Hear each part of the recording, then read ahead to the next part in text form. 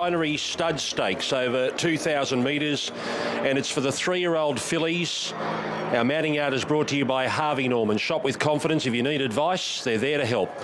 Well, they've just won a Group 1, Waller and McDonald, with Very Elegant in the Tancred. They back up here with the odds-on favourite, number 1, Fun Star. Yeah, we go from an outstanding mare to an outstanding filly here.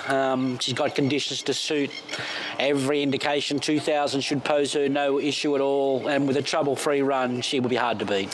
Absolutely, and I stated last start that she had definitely got that bit more stronger since she'd been in work, so that one run had really made her develop and start getting some muscle definition, because I've never been in the past a big fan of hers on parade status, but she's definitely heading in the right direction. She's just doing everything that you want to see when a filly is progressing through a preparation, and especially stepping up to the Group 1 grade.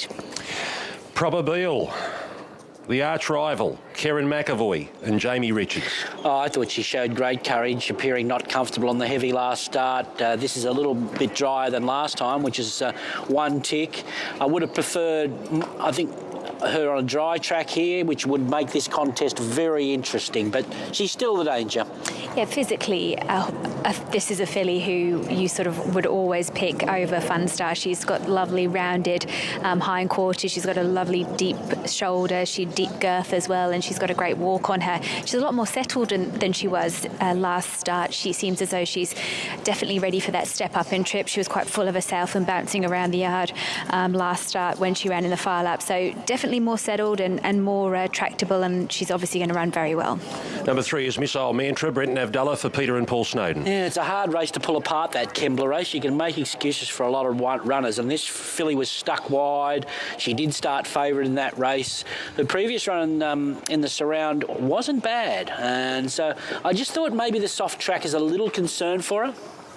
She's going well, isn't she? It's just she's come up against 2 really, really good fillies, but she's no slouch herself. She has also been gradually improving throughout her preparation. I didn't get the opportunity to have a look at her at Kembla, but I've seen her first couple of runs, and she presented quite well, but with a bit of improvement in her. Now you're getting her at her peak condition, and she could definitely run a drum. Pacino, number 4, Tommy Marquand up for Ma and Eustace. Victorian filly, 2 runs back have been good. 1,400 to 2,000 on a testing track is the little query I have with her. She looks fantastic. She's turned out in her best possible condition. I don't know a great deal about her, but what I'm seeing today is a horse that is primed for a good run.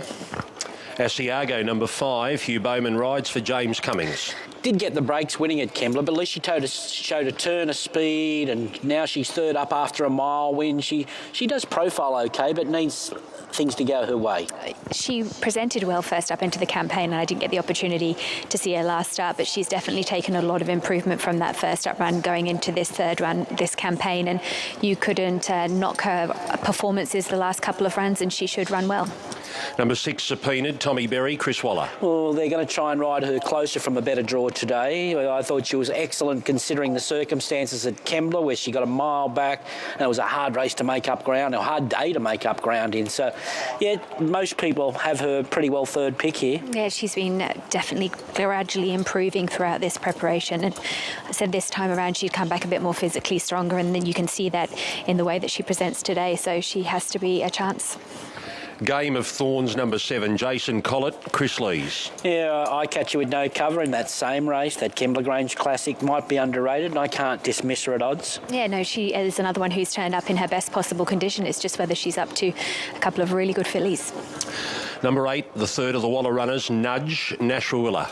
Now, this is the one. This is the long shot for me. I think she's a very strong filly, suited at 2,000. She's got a 1,700-metre win over the Flemington Spring, and I think she's ready to do something from an inside draw. I must include her in everything I do. Yep, she's turned out really nicely. There's nothing wrong with how she is parading at all, so she's a terrific each-way odds for you, Ronnie.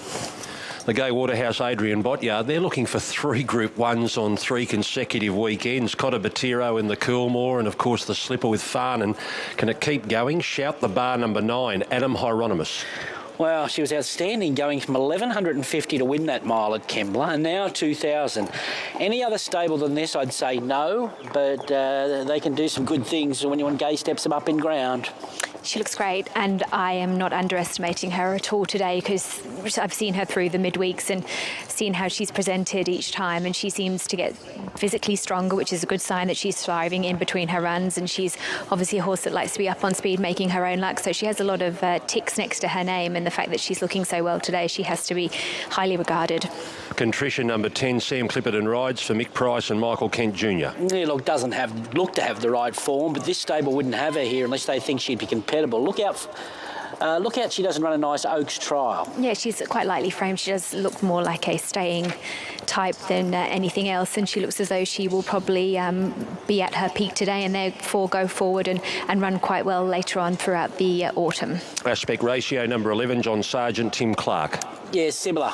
Look for her. I don't know whether she's classy enough to win at 2,000, but look out for her. I like her as far as moving forward towards the Oaks. Yeah, look, she's another one who's gradually improving with her fitness, and there's probably later targets later on, as Ronnie said. Love Me Quietly, number 12, Robbie Dolan, up for John Ramsey. Doing a good job, but at a different level than this. Yeah, absolutely. Turned out really nicely, but obviously would have to improve. And number 13 is Strange Charm. John Van Overmeer rides for Anthony Cummings. Not a bad type. I don't know much about her, but she was 100 to 1 at Kembla and wasn't bad, so might be an improver. I saw her win at the midweeks, and she presented very similar to how she is today. She is a nice type, and she has turned out well. It's just whether she's up to a few of these really classy individuals. OK, Chris Waller has already taken a Group 1 today with Very Elegant, and he's got 3 chances coming up in this. We'll start with the girl herself, Fun Star, the favourite. We just need the tick off from you that everything's OK today. Everything's good. Everything's good with her. Preparation's unfolding well. This is a race she was set for, and then hopefully on to an Oaks. So the first 2 runs have been brilliant and handles all conditions. I think she'll get 2,000 metres. She's by Adelaide, who was a great stallion around the world and obviously a Cox Plate winner. And Fun Star's sister, Young Star, won 2 Oaks. So she stays, and that's always a good thing to go through a horse's genetics. It's a tough assignment for both Subpoenaed and Nudge, because you've got, Fun Star and also Probabile, but that's not discounting their chances today.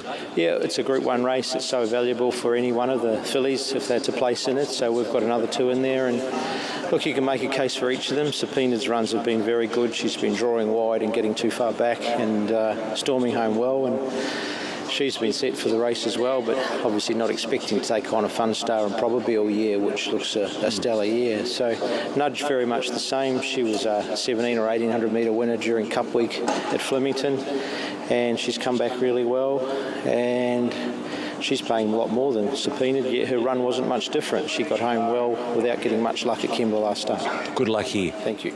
Chris Waller with Fun Star, Subpoenaed and Nudge. And now it's time for Lizzie's Pick of the Yard. Shout the Bar. That's who I'm going with on top. I know that there's obviously some really talented types in Fun Star and Probabile, and they have paraded really well, but so is Shout the Bar, so I'm going to pop her on top. I thought she paraded well, and she's a lovely looking type who seems to be holding her condition in great order. As I just said, Probabile and Fun Star both tick a lot of boxes. There's nothing between them. This race is so deep with talent as far as form is concerned, and as, of course, the yard. You're seeing Group 1 horses fronting up in excellent order, so I couldn't knock any of them. Yeah, I can't get away from the favourite. I think it's a very good race for Chris Waller, this one. 1, 2, 6 and 8. I have to put her on top. I don't know, she's very short now, $1.70. He's just making all the right decisions. I don't want to put the mock on him here. McDonald, he'll ride this race how he thinks the speed is, and she'll be hard enough to beat.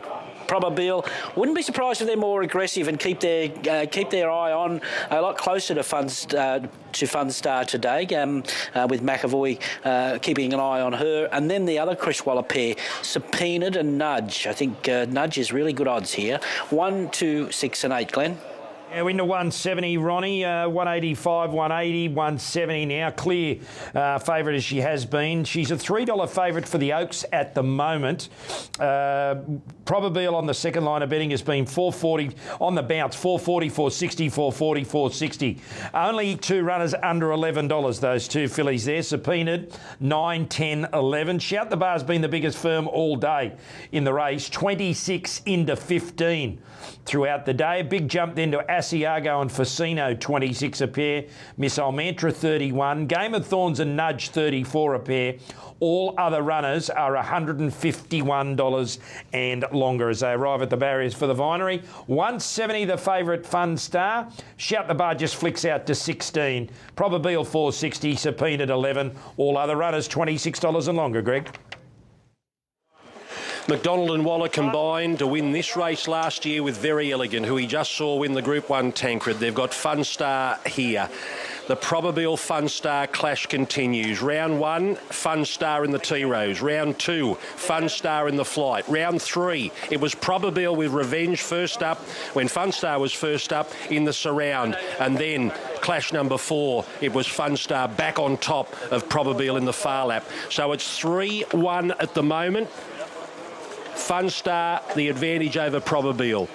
We've talked all season about this crop of 3-year-olds, and here's another great Vinery Stud Stakes. 3-year-old fillies with class galore. We've got 3 out. There's Probabeel. Hello to everyone in New Zealand who's tuned in to cheer your star 3-year-old filly, and 2 more to move up. Here is Darren Flindell for the Vinery. Asiago to go forward to the outside draw for this year's Vinery Stud Stakes. Quality lineup of fillies. We just saw Very Elegant, last year's winner of the Vinery, take out the Tancred Stakes. The red light is on now. Ready for the Group 1 for the fillies. All clear. Racing now. They all jump well with the exception of Facino and Contrition, and Shout the Bar jump best. Hieronymus is taking her straight to the front. Fun Star's poking forward. Probabeel's going forward as well early stages. So this is interesting. The 2 favourites are up running second and third. Then Nudge Asiago's out deep. From Love Me Quietly, Aspect Ratio, Game of Thorns, then Subpoenaed. Further back to Contrition, down to the rails from Facino. Missile Mantra and Strange Charms last. It's Shout the Bar in front. Fun Star got to second. Asiago still got work to do to find the spot. She's rolling up on the outside, and eventually Asiago will go up and join Shout the Bar. So at this point, James McDonald takes hold on Fun Star. She needs a breather now in third. She's got a 2-length margin on Probabeel. Not sure many expected Probabeel to be that handy. Nudges there on the fence, and the roughie Love Me Quietly scored 3 wide going forward. Then came Game of Thorns in the Australian bloodstock colours on the inside of Aspect Ratio. Now back in the field, Subpoenaed and Missile Mantra. They're pulling out starting runs. Contrition gets back, Facino gets back, and Strange Charm is the last one. Interesting race here. Shout the Bar in front from Asiago. Fun Star goes to an outright third, 3 wide, followed by Strange Charm, Love Me Quietly. Now Subpoenaed creeping closer, is right up on the outside of Probabeel at this point. Missile Mantra's out very deep, followed by Game of Thorns, Aspect Ratio, 1 off Facino, 3 out from Contrition. Strange Charms last of all. 600 metres to run. Shout the Bar being roused along now from Asiago. Fun Star in third, being cuddled around the turn from Love Me Quietly. Now Probabeel's being stoked up right behind a Fun Star, looking to get clear as they straighten up. Shout the Bar in front by 2 on Fun Star. Asiago, 2 further back to Probabeel, and Subpoenaed running on, and here comes Nudge, right up the inside, making a race of it. Nudge goes to Shout the Bar, is not done with. Then Probabeel, Fun Star can't go on. Shout the Bar in front from Probabeel and Nudge. Shout the Bar goes on to win the Vinery. Shout the Bar, great front-running performance. Beat Probabeel and Nudge and Fun Star. Then came Game of Thorns from Contrition. Further back to Aspect Ratio, Asiago, Strange Charm, Facino. Subpoenaed couldn't come on. Further back to Love Me Quietly and Missile Mantra and Shout the Bar. Adam Hieronymus for Waterhouse and Bott. It has been a Golden Slipper festival full of firsts, and there is another one. That man, Adam Hieronymus, the man they call Hippo, has won his first Group 1. Shout the Bar gives Gai Waterhouse and Adrian Bott a Group 1 on 3 consecutive Saturdays. They started with the Coolmore. They went then on to the Slipper, and now they take the Vinery Stud Stakes. Shout the Bar beats Probabeel and the Waller pair fighting out for third. It's too close to call. Well done, Adam Hieronymus. Yeah, his first Group 1, and wouldn't his family be proud of him sitting home watching him there? It was a great, what a training performance from Gay and Adrian. Again, 1100 to a mile to 2000 on a testing track, and far too good. Probably great tactical ride from McAvoy as well to kick up out of the barrier and make Funstar do that little bit extra work. Funstar wanted to over race. Nudges run a bottler there, and she's run third in front of Funstar, but take nothing away from the winner. She was just very, very good from the front there and pulled out plenty when you thought she was in trouble. All right, and I'm sure as many people as possible is going to give this man, Adam Hieronymus, a big round of applause when he comes back, winning his first Group 1, and we've seen so much of that this carnival. Here's a man who won his first Golden Slipper 7 days ago.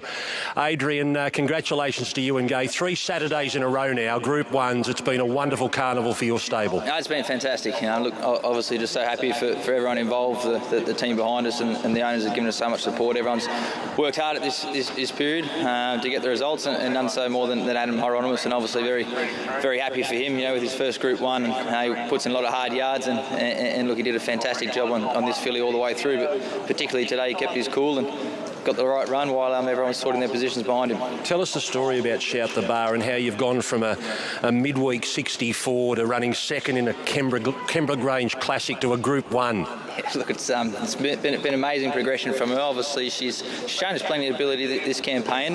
Look, her class just shone through over the shorter trips. We thought she was very vulnerable early days, but she surprised us at those 1100 metres. She's just doing it on sheer class and talent. So once we're looking forward to stepping up to a trip today is what we thought she was always looking for, and it's good to see her come through and reward us for that. Adam's been part of the stable for a long time, and he's put a lot of work into a lot of your horses. How do you think he'll feel out there right now, and what does it mean to your stable to give him a Group 1? Yeah, look, obviously you like to reward everyone that's being loyal to you and in there doing the hard yards, and as I said, there's none more hard working than Adam. He's been there for a long time and at times had to forego certain opportunities, so I'm glad that he's been able to stick with this particular filly. He's had a good association with her from the outset, and he's been rewarded, so very, very happy for him. All right, clap as much as you can. Even the other jockeys are here applauding Adam Hieronymus coming back, because this is a big moment to ride your first Group 1 winner on Shout the Bar, which unfortunately right at this moment can't be done. So the numbers are up for the Vinery, 9 to 8 and 1. They've run home in 34.7. It was a neck the margin for Adam Hieronymus between victory and defeat. But it's a neck in his favour, a length between second and third, and they've run 2.828. Lizzie, we're not leaving Rosehill until we speak to this man, because this is his moment. Haven't we seen some great ones over the carnival? We have, and this is an interview that I'm very, very pleased to do. Well done, Adam. Your first Group 1 with a stable that you've combined with throughout your career. Yeah, it's very rewarding, especially to ride it for Gay. Such a privilege, obviously. Growing up, all as I was a kid, is just watch the races Saturday, and obviously Gay used to just dominate the 2-year-old races, and that's what I grew up with, and to end up being an apprentice and finishing my apprenticeship there, and to continue riding on for her and get my first Group 1 winner, it's just a huge thrill. You were so close last week with Prince Fawaz, but today, were you keeping your cool in the run, thinking, I've really got this? Never, not once at any stage did I think, she's going to